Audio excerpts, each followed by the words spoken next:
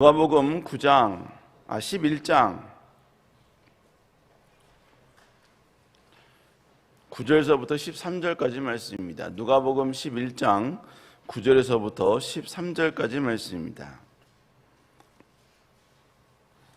다 같이 한 목소리로 말씀 받도록 하겠습니다. 시작.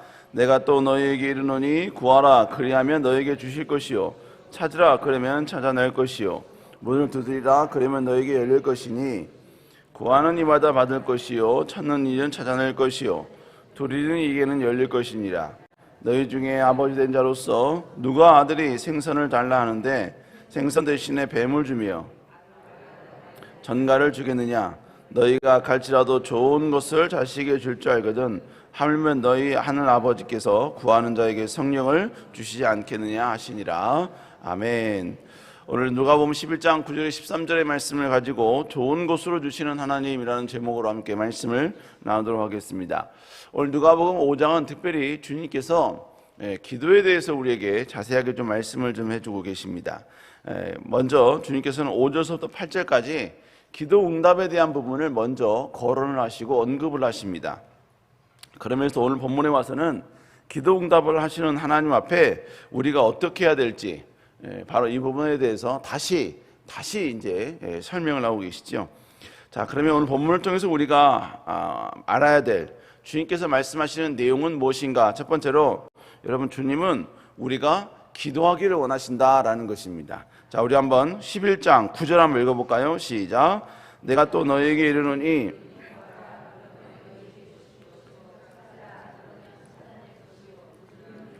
그리하면 너희에게 열릴 것이니.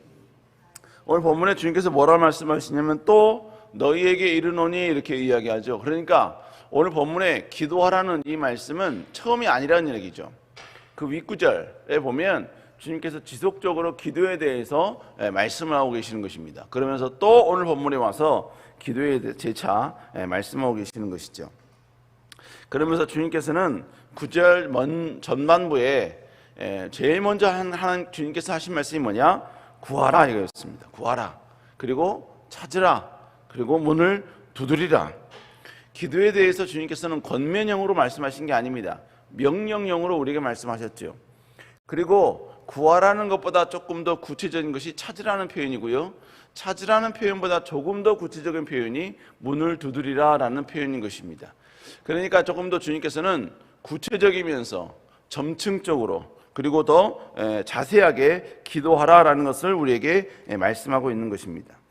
자, 그러면서 주님은 기도에 대해서 강조하기 위해서 이제 기도하는 주체 그리고 응답에 대한 주체를 번갈아 가면서 또 말씀을 하고 계십니다. 우리 한번 9절에서는 하나님의 입장에서 기도가 응답되어진다라는 사실을 말씀하고 있습니다. 여러분, 그래서 11장 9절에 보면 또 내가 너희에게 이르노니 구하라 그리하면 너희에게 주실 것이요 이렇게 이야기를 하고 있습니다. 또 후반절에 문을 두드리라 그리하면 너희에게 열릴 것이라 이렇게 이야기하고 있습니다.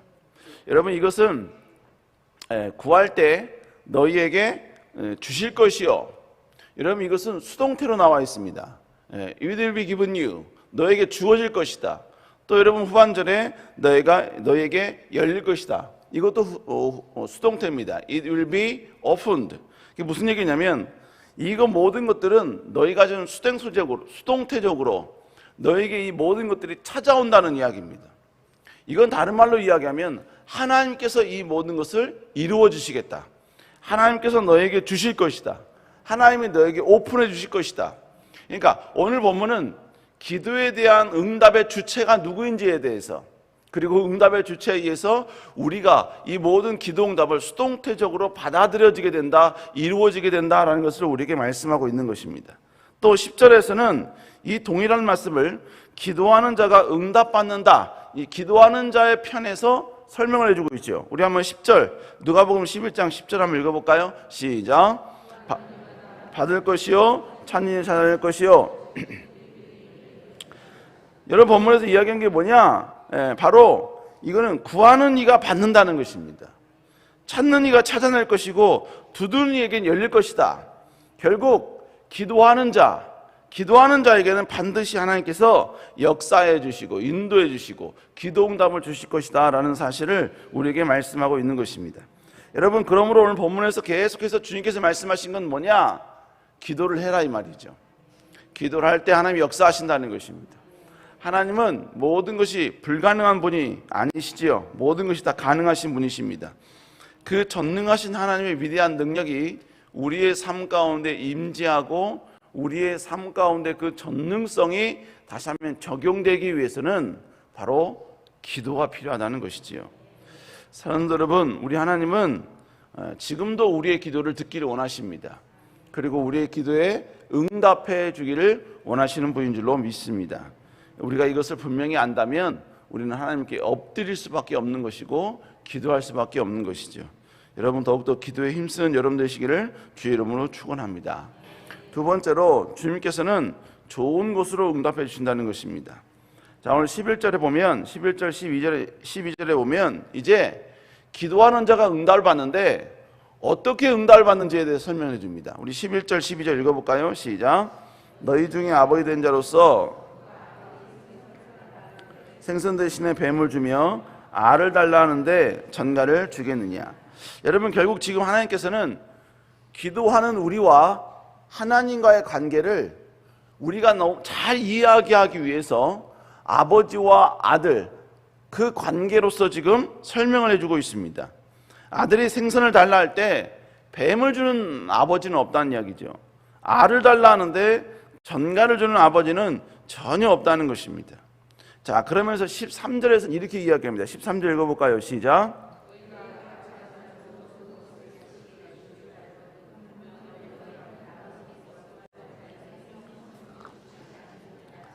여러분, 13절에 보니까 너희가 악한지라도 좋은 것을 자식에게 줄 줄 알거든.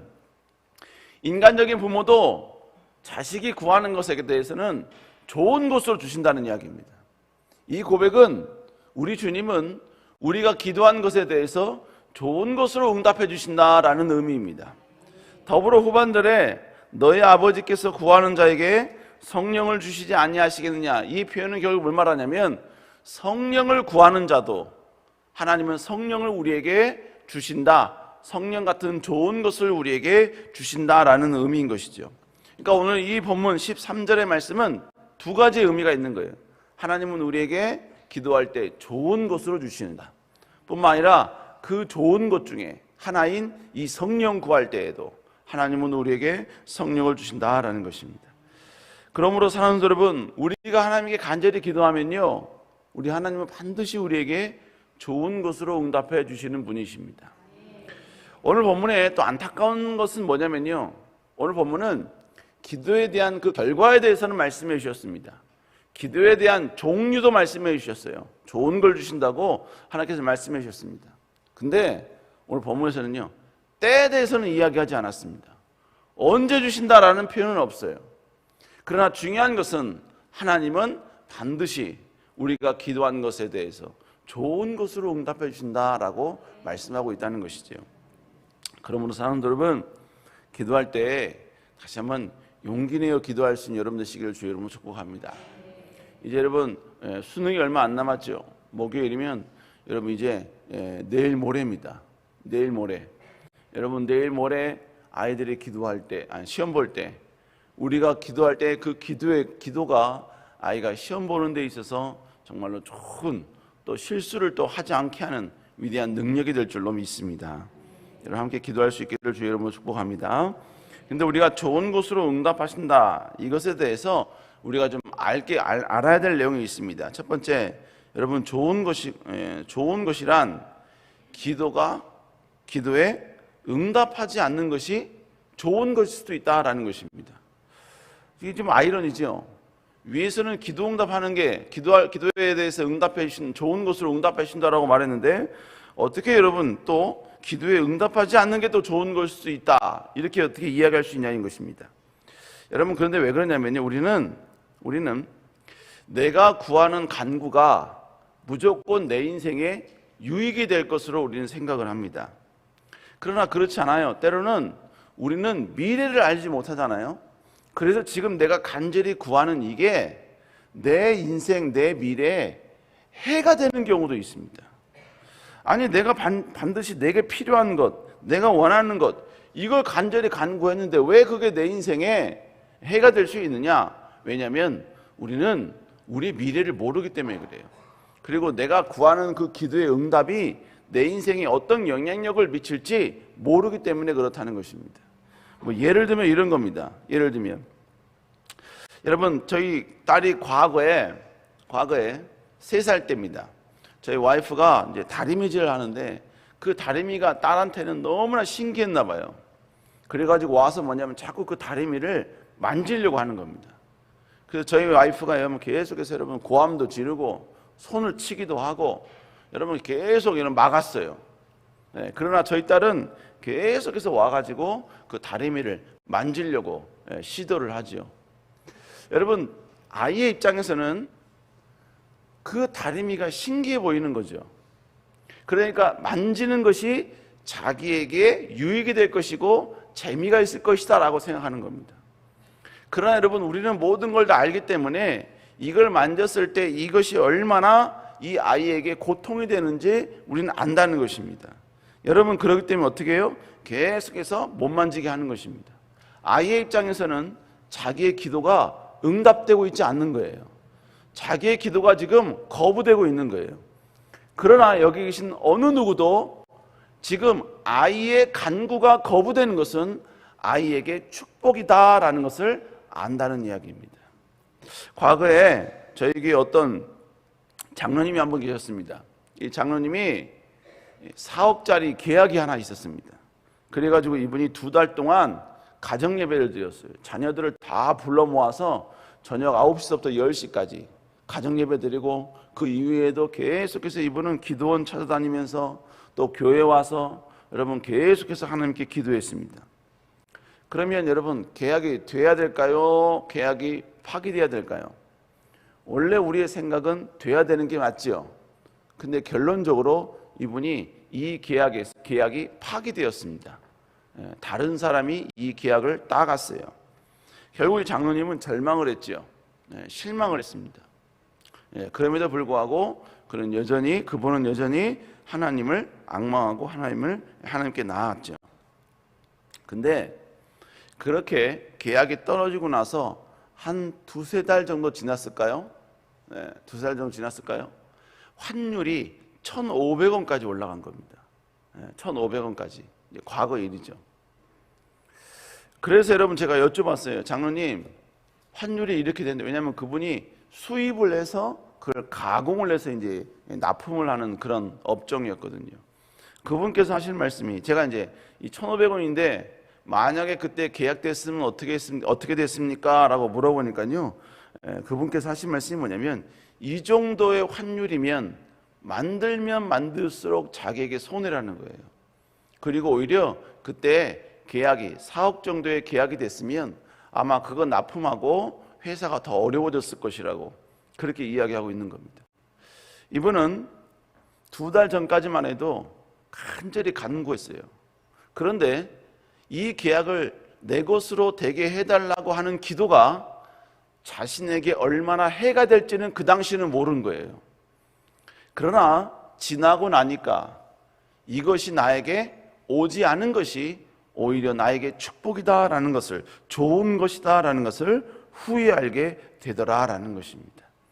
여러분, 그러므로 우리는 좋은 것으로 무조건 주시는 하나님을 우리가 인식하고 우리가 인정한다면, 지금 내 기도가 응답되지 않는 상황에서도 지금 이 상황은 내게 좋은 것이기 때문에 하나님이 응답하지 않는 것이다 라는 믿음이 생기게 될 수밖에 없다라는 것입니다. 여러분, 그렇게 되면 응답되지 않은 상황에서도 우리는 감사할 수 있는 것입니다. 아직 보여지지 않고 잡혀지지 않는 지금의 상황 가운데 있다 할지라도 우리는 이것은 반드시 하나님은 내게 유익하게 인도하시는 거야 라는 고백을 함으로써 하나님께 더 감사할 수 있다라는 것이죠. 사랑하는 여러분, 우리 하나님은 무조건적으로 우리에게 좋은 것으로 주시는 분인 줄로 믿습니다. 여러분, 이걸 알고 더욱더 하나님께 감사로 나아갈 수 있는 여러분 되시기를 주의 이름으로 축복합니다. 두 번째로 때로는 여러분 고난이 우리에게 좋은 것이 될 때가 있다라는 것입니다. 항상 그런 건 아닌데 때로는 하나님께서는 고난이 우리에게 좋은 것이 될 때가 있다라는 것입니다. 우리는 고난이라는 것은 절대로 우리의 기도 응답이라는 영역에 낄 수 있는 대상은 아니다라고 우리는 생각합니다. 오히려 기도 응답이란 고난으로부터 벗어나는 것, 고난을 이기는 것, 고난이 사라지는 것, 이것이 기도 응답이다라고 우리는 이야기하는 것이죠. 그러나 하지만 여러분, 하나님은 고난을 우리의 기도 응답이 되기 위한 과정으로 때로는 사용하실 때가 있습니다. 여러분, 요셉은 큰 꿈이 있었죠. 그래서 하나님께서는 그에게 꿈을 통해서 하나님이 요셉을 어떻게 사용하실지에 대해서 보여주셨습니다. 근데 희한하죠? 그 꿈이 그가 앞으로 어떻게 쓰임받을 것인가 하는 그 꿈이 그에게 보여지는 순간부터 요셉에게는 고난이 왔습니다. 아픔이 왔어요. 그 고난은 자기가 평생 경험하지 못했던 엄청난 큰 위기와 좌절이 그에게 찾아온 것입니다. 근데 우리가 알아야 할 것은 요셉에게 찾아왔던 그 모든 고난과 역경은 다윗의 간구, 다윗의 비전을 짓밟고 찍기 위한 과정이 아니라 오히려 돈독하게 만드는 과정인 줄로 믿습니다. 여러분, 어떤 분이 실패해서 서울에서 우리 교회 근방으로 이사를 오셨어요. 절망과 낙심 가운데 오셨습니다. 근데 그분이 우리 교회 오셔서 하나님의 은혜를 체험했어요. 그리고 전에는 전혀 없을 신앙의 그 감격과 은혜가 무엇인지를 체험하게 된 겁니다. 제가 나중에 그분과 함께 성경 공부를 하는데요, 그분이 뭐라고 말씀하셨냐면, 만약 서울에서 자기가 실패하지 않았으면 절대로 세대교회를 못 만났다는 거예요. 그러므로 지금의 이 놀라운 은혜와 감격은 실패가 있었기 때문에 가능했다는 거예요. 그래서 그분이 결국 나중에 고백했던 내용이 뭐냐면, 실패하게 하신 하나님을 찬양한다는 거예요. 모든 걸 다 잃고 그냥 도피하다시피 이곳으로 오게 하신 하나님이 너무너무 감사하다는 것입니다. 그러면서 그분께서 모든 것이 다 감사고, 모든 것이 다 은혜이고, 모든 것이 전부 다 하나님의 도우심이었다라고 고백하더라는 것입니다. 그러므로 여러분, 지금 당장 뭐가 내 생각대로 되지 아니하고 내가 원하는 대로 되지 않는다 해서 하나님이 내게 고개를 돌렸다라고 생각하지 마시기 바랍니다.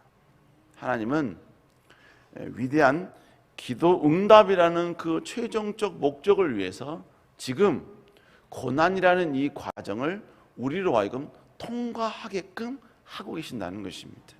그러면 결국 어떻게 되냐? 반드시 하나님께서 역사해 주시고 인도해 주실 줄로 믿습니다.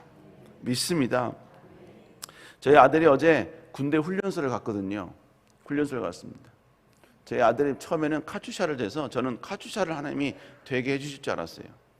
근데 카투샤가 안 되면 바로 군대를 가게 하기 위해서 바로 군대를 신청을 했습니다. 그래서 결국 11월 2일에 카투샤 발표가 났습니다. 떨어졌을까요? 붙었을까요? 떨어졌을까요? 붙었을까요? 기도 졸라 열심히 했습니다. 근데 결국은 떨어졌습니다. 그리고 나서 떨어지고 난 다음에 바로 이제 군대가 어디로 갔느냐? 여러분, 전방에 있는 부대를 갔습니다. 후방도 아닌 전방. 이 추운 날. 제 아들과 같이 이야기를 하면서 아들이 저에게 그런 말을 합니다. 아빠, 카투샤 떨어진 것이 내게 유익이니까 하나님이 떨어지게 하신 거야. 전방에 떨어지게 하신 것도 내게 유익이니까 하나님이 그렇게 하신 거야. 그러면서 어제 최전방 이제 훈련을 마치면 아마 GOP 들어갈 겁니다. 북한군과 함께 악수할 수도 있어요. 그러나 아들은 전혀 후회되지 않는다는 것입니다. 후회되지 않는다는 거예요. 저도 마찬가지죠. 그 가운데 하나님의 어떤 분명한 계획이 있다는 것, 하나님의 분명한 역사하심이 있다는 것, 어떤 고난이 올지라도 반드시 그 고난을 통해서 하나님은 더 단단하고 강하게 만들 것을 안다는 것입니다. 사랑하는 여러분, 우리 하나님은 어떤 식으로든지 우리에게 좋은 것으로 주시는 분이십니다. 지금 좋은 것 같지 않나요? 하나님은 이게 좋은 것이었다는 것을 훗날 반드시 깨닫게 해주십니다. 여러분, 이걸 아시고 다시 여러분 감사를 회복하시기 바랍니다. 여러분, 돌아온 주일 추수감사절이죠. 또 주일 저녁에는 여러분 감꽃밤, 여러분 아름다운 밤입니다. 여러분 그것에 꼭 참여하셔서 다시 감사를 회복하는 여러분 되시기를 주의 이름으로 축원합니다. 기도하시겠습니다. 사랑의 주님, 다시 아버지 좋은 것으로 주시는 하나님을 깨닫게 하게 하시니 감사를 드립니다. 우리가 어떤 상황 어떤 조건에서도 더 철저히 주님을 사랑하게 하여 주시고 주님을 앙망하며 나아가는 저희들 될 수 있도록 주여 인도하여 주옵소서. 특별히 귀한 담임 목사님 붙잡아 주시고 지치지 않게 하여 주시며 여호와의 권능과 힘으로 함께 하여 주옵소서. 주여 이 새벽에 하나님께 나와 간절히 기도합니다. 여호와여, 아버지 정말로 우리 수능시험 보는 우리 귀한 자녀들 지혜와 총명과 명철을 더하여 주시고 실수하지 않게 하여 주시며 강하고 담대한 믿음으로 아버지 이전보다는 더 아버지 좋은 성적을 얻을 수 있도록 역사하여 주시옵소서. 아버지 또한 가정의 문제를 위하여 기도하고 미래를 위하여 기도합니다. 주님 역사하여 주시고 은혜 베풀어 주시옵소서. 여호와께서 우리 가운데 함께 하시고 축복과 도울 줄 믿사옵고 살아계신 예수님 이름으로 간절히 기도드렸사옵나이다. 아멘. 하늘에 계신 우리 아버지의 이름이 거룩히 여김받으시오며 나라의 마옵시오며 뜻이 하늘에서 이루어진 것 같이 땅에서도 이루어지리다. 오늘 하루 일반 양식을 주옵시고 우리가 우리에게 죄인 자를 사하여 준 것 같이 우리의 죄를 사하여 주옵시고 우리를 시험에 들지 말게 하옵시며 다만 악에서 구하옵소서. 아멘. 우리 시간 함께 한절에 기도하기 원합니다. 주님, 귀한 담임 목사님 건강 붙잡아 주시고 강함 주시고 능력으로 함께하여 주옵소서. 주님, 좋은 것으로 주시는 하나님을 의지하고 신뢰하며 하나님께 더 기도로 나아가게 하여 주옵소서. 우리 시간 주의 치고 간절히 기도합니다. 주여